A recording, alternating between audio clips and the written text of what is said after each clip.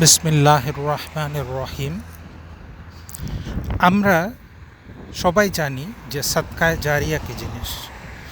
সাদকায়ে জারিয়া মানে হচ্ছে আপনার সেই সাদাকা যেটা আপনি সবসময় জারি থাকবে, এমনকি আপনার মৃত্যুর পরেও জারি থাকবে।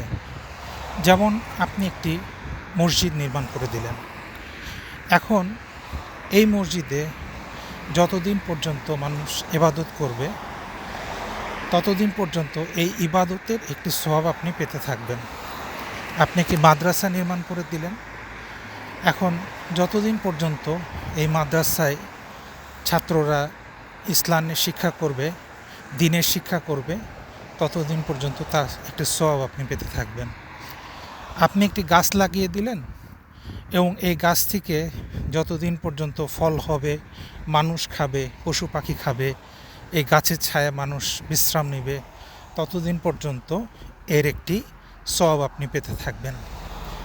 আপনি ভালো পানি খাওয়ার ব্যবস্থা করে দিলেন, এতে যত মানুষ উপকৃত হবে তার সওয়াব আপনি পেতে থাকবেন। আপনি একটি বৃত্তি চালু করে দিলেন দরিদ্র মেধাবী ছাত্রদের জন্য, এতে যত ছাত্র উপকৃত হবে এবং তারপরে তারা যখন কোনো ভালো কাজ করবে সেই কাজের সওয়াবটাও আপনি পেতে থাকবেন। তো এটাই হলো সাদকায়ে জারিয়া, অর্থাৎ আপনার সাদাকাটা জারি থাকবে। এখন আমরা কি জানি যে গুনাহে জারিয়া কী জিনিস? গুনাহে জারিয়া হলো সেটাই সাদাকা জারিয়ার মতোই, যে আপনি যদি কোনো গুনাহ করেন এবং সেটা যদি জারি থাকে সেটা হবে গুনাহে জারিয়া।